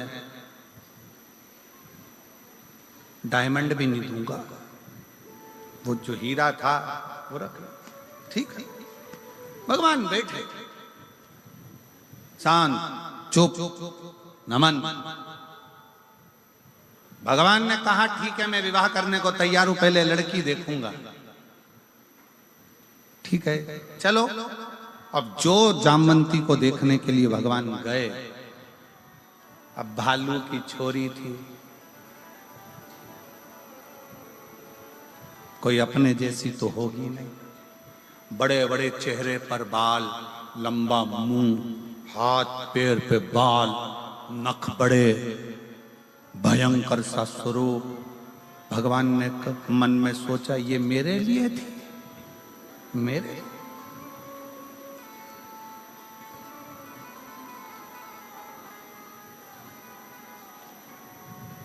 भगवान कृष्ण फिर चुप हो गए। तो क्या बोलूं, विवाह के लिए हाँ भरूं कि ना भरूं? पर ये भालू की बेटी से, जामवंत की बेटी से विवाह करूंगा, कहां की श्रेष्ठता है, कहां की श्रेष्ठता। भगवान कृष्ण से रहा नहीं गया। तब भगवान कृष्ण मन में विचार कर कर जब मणि ढूंढने के लिए गए, एकांत में बैठ गए भगवान कृष्ण, और एकांत में बैठकर शंकर को विचारने लगे, शिव का स्मरण करने लगे। शंकर भगवान का जैसे स्मरण करने लगे कि मैं ये भालू की बेटी से विवाह कैसे कर लूं, जामवंत की बेटी से विवाह कैसे कर लूं, शिव का स्मरण कर रहे थे। भगवान गौरी शंकर स्वयं भगवान शिव लीला करते करते, नट लीला करते करते भगवान कृष्ण के सामने आकर खड़े हो गए। और भगवान कृष्ण ने ऐसी नट लीला करी कि द्वारकाधीश की बुद्धि में वो नट लीला बैठ गई। और भगवान द्वारकानाथ की नट लीला भगवान द्वारकाधीश की बुद्धि में बैठी। और भगवान कृष्ण ने तुरंत जाकर शिव के पास से होते हुए भगवान कृष्ण तुरंत जाकर कह दिए जामवंत से कि मैं शादी करने को तैयार हूं, मैं विवाह करने को तैयार हूं, पर मेरी एक शर्त है, मेरी वो शर्त को तुम स्वीकार करो। जामवंत ने पूछा कौन सी शर्त है? शर्त यह है कि लड़की अपना चेहरा जब तक मैं नहीं बोलूं तब तक ना दिखा, उसका पूरा शरीर ढका होना चाहिए, उसका एक अंश भी दिखना नहीं चाहिए। जामवंत ने अपनी बेटी जामवंती से कहा बेटा तेरा जो मन था, राम जी का दर्शन तूने किया था और तूने कहा था कि मैं राम जी से विवाह करना चाहती हूँ, तो राम जी ने कह दिया था मैं एक पत्नी व्रत का पालन कर रहा हूँ, इस समय नहीं करूंगा, पर अगला मेरा कृष्ण अवतार होगा तब मैं विवाह करूंगा। तो वो विवाह करने को तैयार हैं, पर उनकी एक शर्त है कि तू अपना चेहरा मत दिखाना, अपना शरीर मत दिखाना, पूरा कपड़े में ढक कर रखना। तो कहा ठीक है मैं तैयार। जामवंती ने लॉन्ग लहंगा पहना, लंबा, पूरा शरीर ढका, सिर पे पूरा पल्लू ढककर, पूरा चेहरा ढककर और पूरा शरीर ढककर, पूरा शरीर ढककर जामवंती का मंगल विवाह भगवान कृष्ण के साथ हुआ। अब भगवान कृष्ण लेकर सीधे द्वारकापुरी में पहुंच गए। और उन्होंने जो शंकर जी ने आज्ञा करी थी, जो शिव जी ने ज्ञान दिया था, वो आज भगवान कृष्ण निभा रहे हैं। जैसे ही द्वारकापुरी में पहुंचे और रुक्मणी जी को मालूम पड़ा, रुक्मणी जी को लगा कि भगवान कृष्ण आए, रुक्मणी जी आरती की थाली लेकर आई, भगवान की आरती उतारने के लिए जैसे ही पहुंची, पहुंचते से ही रुक्मणी जी ने क्या देखा कि इनके पास में कोई स्त्री है। और देखते से ही रुक्मणी जी ने थाली नीचे रखकर पूछा ये कौन है? भगवान बोले ये मेरी अर्धांगिनी है, मेरी पत्नी।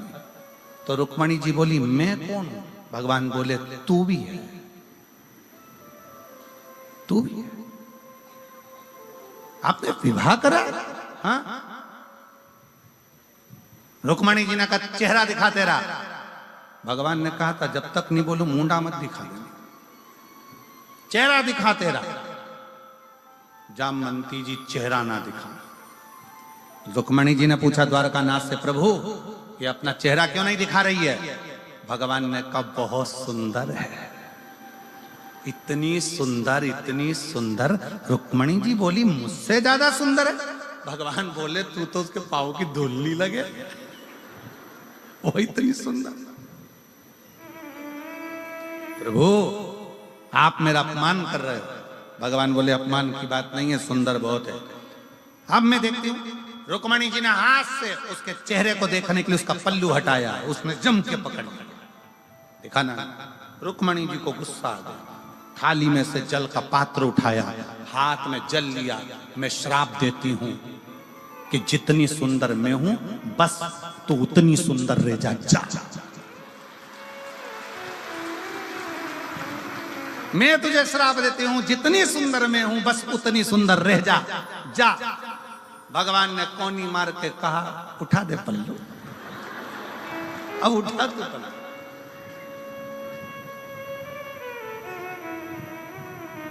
शिव क्या करता है? शिव ये करता है, शिव डायरेक्ट नहीं देता, थोड़ा घुमा फिरा कर देता है, पर देता बहुत अच्छा, देता बहुत। और जामवंती का चेहरा रुक्मणी जैसा हो गया, सुंदर हो गई। जामवंती बड़ी सुंदर दिखी। और जो जामवंती ने अपना चेहरा दर्पण में देखा तो सबसे पहले द्वारकानाथ के चरण पकड़ लिए। रे द्वारकाधीश, गजब का काम करा। एक भालू की छोरी के इंसान बना दिया तूने। एक जामवंत की बेटी को एक मुझे इतना सुंदर बना दिया। द्वारकानाथ कहते हैं जामवंती ये मैंने नहीं करा। मैं तो तुम्हारा जब विवाह का प्रस्ताव आया तो सोच में पड़ गया कि एक भालू की बेटी से, जामवंती से कैसे शादी करूं। तब मैं बैठकर शिव का भजन कर रहा था। शिव ने नट लीला कर कर मुझे ये दर्शन दे दिया। और वो दर्शन का फल ये मिला कि आज तो रुक्मणी जैसी सुंदर हो गई। तब जामवंती ने कहा अब मैं किसी से भी कहूंगी, कोई भी चीज मांगूंगी तो किसी दूसरे से नहीं, देवाधिदेव महादेव से मांगूंगी।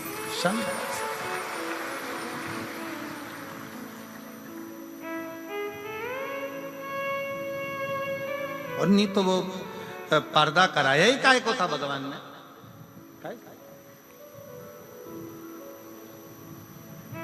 वही रहता, पर्दे में रहने दो।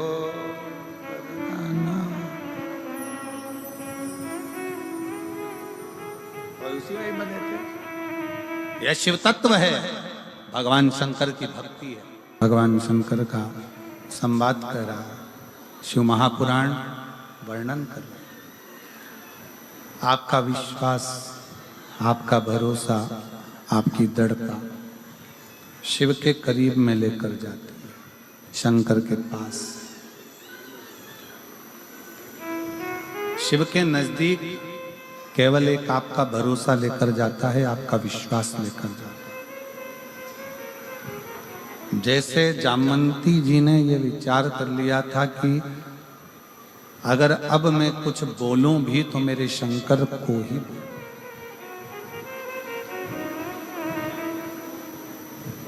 आप कितना विश्वास रखते हो शंकर के प्रति?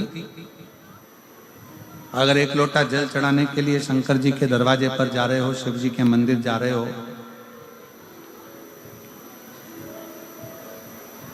शिव के करीब में जा रहे हो, तो ये विश्वास मानकर जाना कि मैं शंकर को अपने हृदय का भाव कहने के लिए, अपने दिल की बात कहने के लिए जा रहे हो।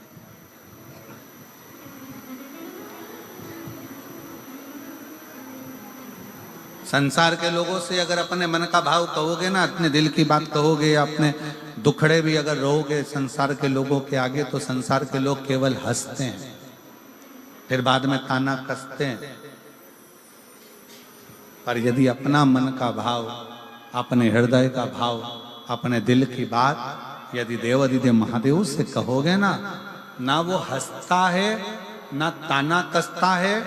वो हंसने वालों पर और ताना कसने वालों पर मुख पर भी बैन लगा देता है। ऐसी कृपा एक दिन शिव कर दे, ऐसी करुणा शंकर पर।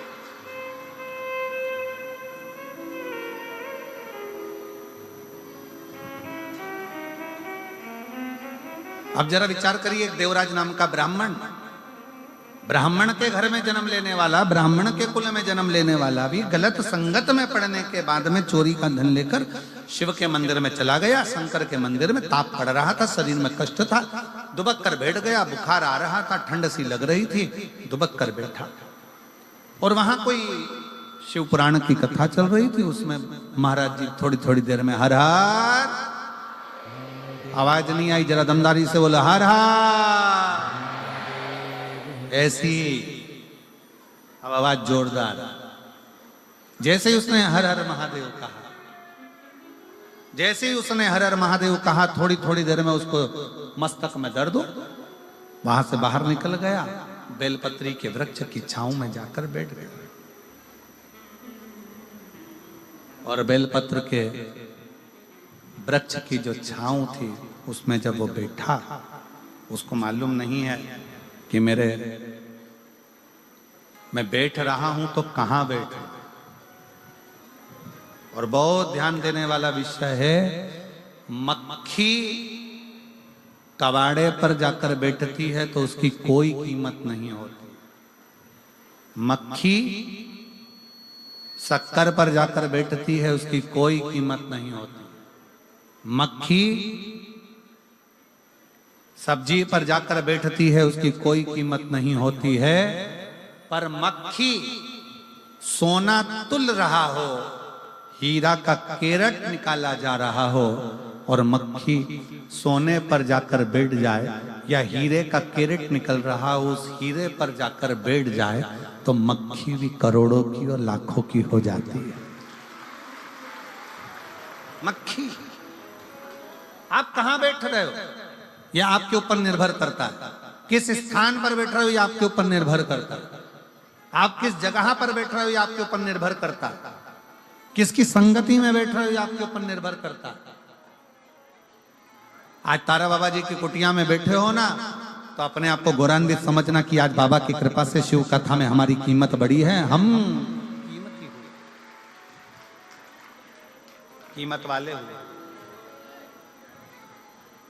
शिव कथा कर रही, देवराज नाम का ब्राह्मण बेलपत्री के वृक्ष के नीचे, बेलपत्र के वृक्ष की छांव में उसके प्राण छूट जाते हैं, और उसके प्राण गए देवराज नाम के ब्राह्मण के।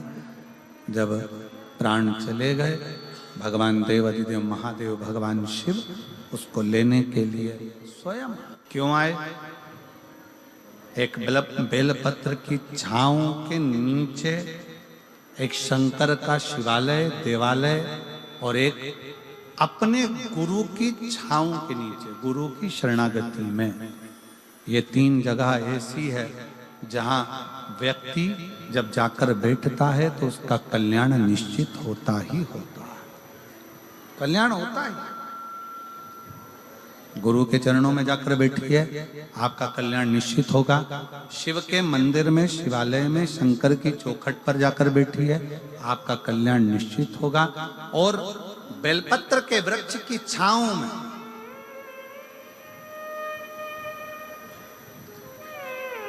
कुछ वृक्ष हमारे सनातन धर्म में, हमारी संस्कृतियों में बताए गए। आंवले का वृक्ष, पीपल का वृक्ष, बट वृक्ष, शमी वृक्ष, बेल वृक्ष, ये कुछ वृक्ष ऐसे हैं जिनकी छांव में बैठने से फल की प्राप्ति होती है। और कहा अगर जीवन में बहुत तकलीफ हो, बहुत कष्ट हो, बहुत परेशानियां चल रही हो, तो एक बार बेलपत्र की छांव में बैठकर, एकांत में बेलपत्र की छांव में बैठकर भगवान शंकर का स्मरण बड़े प्रेम से करा करो। श्री शिवाय नमस्तुभ्यं, श्री शिवाय नमस्तुभ्यं, श्री शिवाय नमस्तुभ्यं, श्री शिवाय नमस्तुभ्यं, श्री शिवाय नमस्तुभ्यं, श्री शिवाय नमस्तुभ्यं। बेलपत्र की छांव में बैठकर जैसे ही देवराज नाम का ब्राह्मण बेलपत्र की छांव में बैठा, बेलपत्र के नीचे जैसे ही बैठा वो बेलपत्र की छांव में, उसके प्राण छूट गए।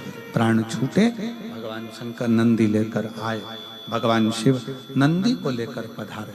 और जैसे ही भोले बाबा नंदी को लेकर आते हैं, इसको नंदी के ऊपर बिठाते हैं। ये पूछता है मैंने कौन सा पुण्य करा।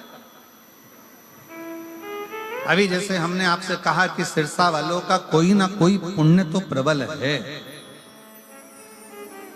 तारा बाबा जी यहाँ विराज रहे हैं, संत यहाँ विराज रहे हैं, रविदास बाबा तप साधना करे, गुरु नानक देव जी तप साधना करे, तारा बाबा जी तप साधना करे, संतों की भूमि है सिरसा।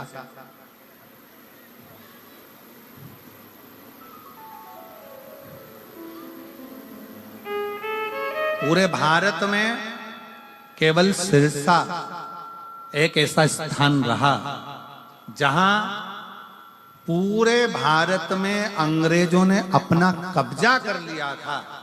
सिरसा पर भी कब्जा करने वाले थे, पर यहाँ के क्रांतिकारियों ने उन अंग्रेजों को भी मार भगाया था। ये सिरसा की वो पवित्र धरा है, ये सिरसा की वो पवित्र भूमि है, ये सिरसा की वो धरा है। शिव कथा कहती है, भगवान शंकर का संवाद कथा है, शिव महापुराण की कथा कहती है। देवराज ने पूछा हमने कौन सा पुण्य कराया? ऐसा पुण्य करा तो करा कौन सा जिस पुण्य के बल पर आज हम नंदी पर बैठकर कैलाश धाम जा रहे हैं। भगवान शंकर ने कहा तुम्हारी माता ने एक लोटा जल शिव को समर्पित करा था और वो माँ लोटा भर जल चढ़ाती थी, पर उसको ज्ञान नहीं था कि उस लोटे भर जल का पुण्य फल क्या।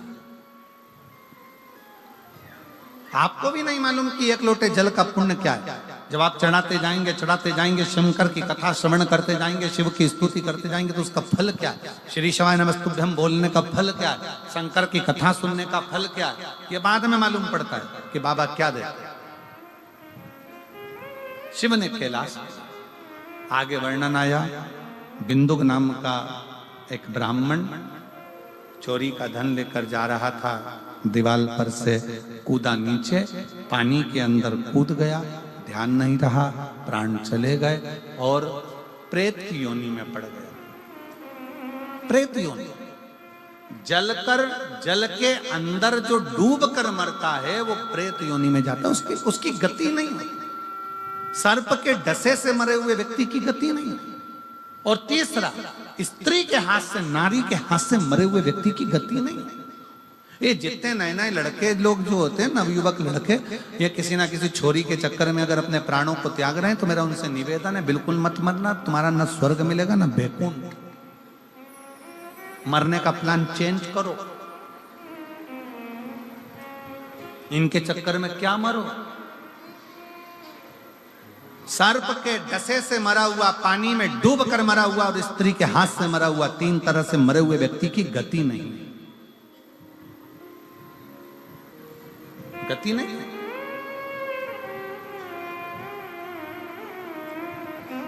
बहुत समझिए, बहुत। बिंदुक को प्रेत की योनि मिल गई, भटकता रहा, चंचुला देवी के नैनों में जल भर गया। चंचुला देवी ने विचार करा, अपने पति को परम पद कैसे भेज सकती हूं, तो काशी की यात्रा करी और काशी के ही यात्रा में अपने प्राणों को त्याग दिए। चंचुला देवी पार्वती जी की सहेली बन गई।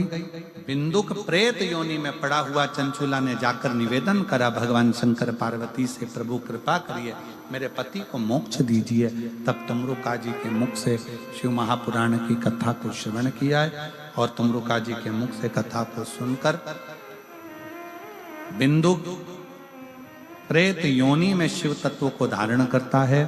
स्वयं ईश्वर जी, गोरा जी, स्वयं गणा और गौर बनकर भगवान शंकर पार्वती आ रहे हैं। एक बार जोरदार ताली बजाकर गणा और गौर बनकर शिव जी आए हैं। ईश्वर जी और गोरा जी के लिए जोरदार ताली बजाएं, गणा और गौर के लिए। गणगौर बनकर, गणा और गौर बनकर भगवान शंकर पार्वती यजमान बनकर कथा का रसतत्व ग्रहण करते हैं। आज कथा का प्रथम दिवस, हरियाणा में चल रही कथा